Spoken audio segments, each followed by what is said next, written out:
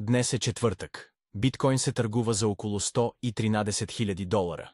Инвестиционните съветници продължават да пълнят кошницата с биткоин и етер през борсови фондове. Общата сума вече е над $83 милиарда.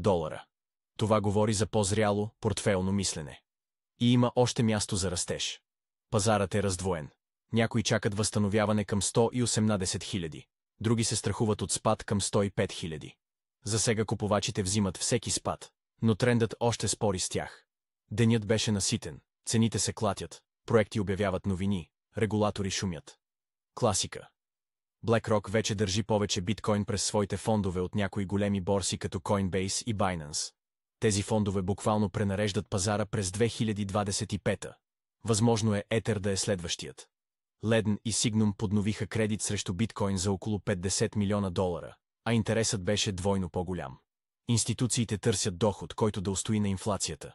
Част от пазара гледа към цел около 117 000 след последния отскок. Други се питат дали ралито има сила да диша дълбоко.